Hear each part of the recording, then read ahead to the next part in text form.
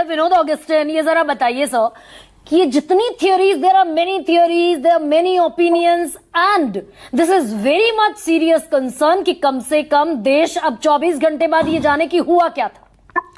Vinod Augustine, देख गरिमा जी, कल से आपके प्रोग्राम में यही कह रहा हूं कि ये 2 रीजंस हैं एरोप्लेन के गिरने के, या तो लॉस ऑफ ट्रस्ट है या लॉस ऑफ लिफ्ट है। लॉस ऑफ ट्रस्ट और loss of lift and loss of lift. Okay lift का खत्म हो जाना या ट्रस्ट का खत्म हो जाना या ट्रस्ट के वजह से लिफ्ट का खत्म हो जाना। लेकिन आपने भी चलाया थोड़ी देर पहले, जो सर्वाइवर है उसका बयान आपने जो सुना अगर होगा, जो डीडी न्यूज़ ने भी चलाया था, बाकी चैनलों ने भी उसको उठा करके चलाया है, उसमें वो साफ साफ कहता है कि लास्ट मिनट में पायलट ने उसका थ्रॉटल बढ़ाया या फिर स्पीड बढ़ाया, इस तरह के एक बयान आया है। वो आदमी भी ये रियलाइज कर चुका था कि कैप्टन जो है टोगा जिसको बोलते हैं, थ्रस्ट एंड गुर, टोगा थ्रस्ट वो लगाया है।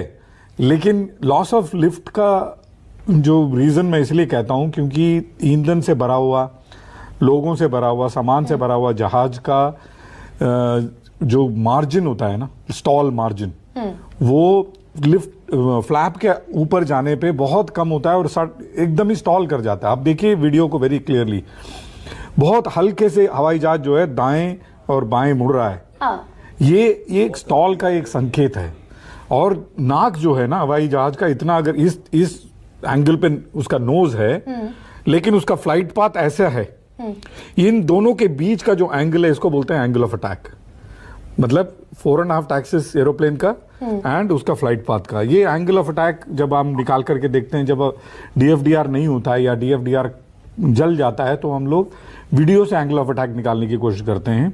मैं एक ट्रेंड एक्सीडेंट इन्वेस्टिगेटर हूं, इसलिए मैं कह रहा हूं। इस एंगल ऑफ अटैक को आप देखते हैं तो 15 से 17 डिग्री के आसपास है। ये डेफिनेटली एक स्टॉल्ड कंडीशन ऑफ फ्लाइट है। ये सारे जो पायलट यहां बैठे हैं और मुझे सुन रहे हैं, ये बात को अभी तक उन्होंने खुद ही आंकलन लगा लिया होगा कि ये जो है इसको बोलते हैं फॉलिंग लीफ। ये जो पत्ते की गिरने के जैसे, देखिए अभी दाएं को जा रहा है, फिर अभी बाएं को जाएगा, slight left and slight right, जैसे पत्ता गिरता है ऐसे ये जो फॉलिंग लीफ जैसे ये गिर रहा है नीचे।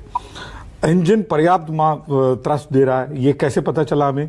क्योंकि टेक ऑफ से लेके 400 फीट जाने तक वो एक नॉर्मल टेक ऑफ है। तीसरी महत्वपूर्ण बात गरिमा जी, आपके जो हाथ में जो कागज है उसमें आपने पढ़ा था पॉजिटिव रेट, कैप्टन बोलता है गियर अप। ये जो gear up, positive rate gear up जो है ना गरिमा जी, 50 फीट के अंदर आ जाता है। अच्छा, ओके। 99% फ्लाइट में, कैप्टन भी मेरे साथ एग्री करेंगे, 100 से 120 फीट के अंदर हम ऑटो पायलट लगा देते हैं। तो ये जो हुआ है positive rate gear up, 100 feet के अंदर गियर को अंदर चला जाना चाहिए था, गया नहीं। इसका मतलब, और एक और चीज बताऊं, गियर हम एक हाथ दाएं हाथ से करते हैं नॉर्मली, बाएं हाथ से भी कुछ लोग कर लेते हैं, बट फ्लैप का पोजीशन जो है पीछे की तरफ है। एक आगे है सामने और एक आपके बाएं तरफ नीचे है। को पायलट के लिए बता रहा हूं मैं, आप समझ रहे हैं? एक इधर है और एक इधर है, दोनों अलग अलग एक्शन है। इसीलिए मैं आपको कल आपके प्रोग्राम में ये कह रहा था कि मसल मेमोरी हमारी ऐसी नहीं है कि हम गियर के पहले फ्लैप्स लगा दें। लेकिन सबसे महत्वपूर्ण बात गरिमा जी ये है, मेरा सवाल आपको, मैं दूसरे जहाजों का एग्जांपल दूं, अगर जैसे मिराज 2000 है, आप मिराज 2000 के अंडर कैरेज स्पीड के ऊपर अगर 250 का स्पीड है, उसके ऊपर आप अंडर कैरेज नीचे कर देंगे, वो नीचे नहीं आएगा, वो ऑटोमेटिकली सॉफ्टवेयर उसको लॉक कर देगा।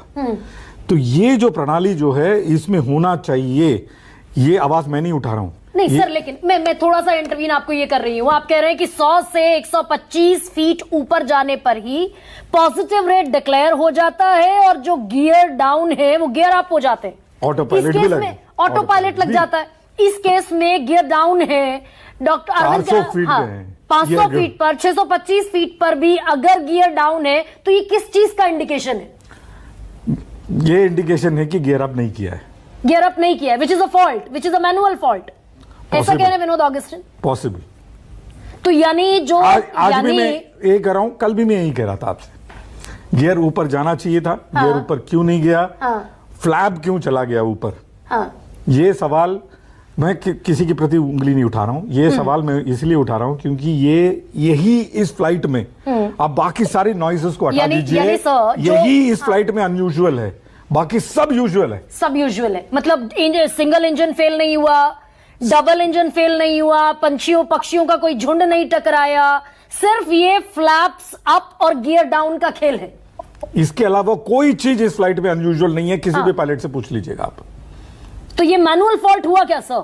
मैं हो सकता है, नहीं भी हो सकता है, इलेक्ट्रिकल भी हो सकता है। मैं इलेक्ट्रिकल के प्रति उंगली इसलिए बार बार उठा रहा हूं क्योंकि ये जहाज जो है 2013 में 3 सप्ताह के लिए ग्राउंडेड था पूरे विश्व में। बिल्कुल ठीक बात है। हाँ, पूरे विश्व में इलेक्ट्रिकल शॉर्ट सर्किट इस जहाज का एक हिस्ट्री रह चुका है, जिसकी वजह से मैं पायलट के प्रति इसलिए नहीं हाथ उठा रहा हूं क्योंकि ये दोनों एक्शन अलग अलग एक्शन है गरिमा जी, एक आगे है और एक पीछे है। मैं ये और भी सबसे बड़ा सवाल ये है कि 787 कभी किसी हादसे का शिकार नहीं हुआ, पूरी दुनिया में 787 कभी डाउन नहीं हुआ, इस तरीके से सिंक इन नहीं हुआ।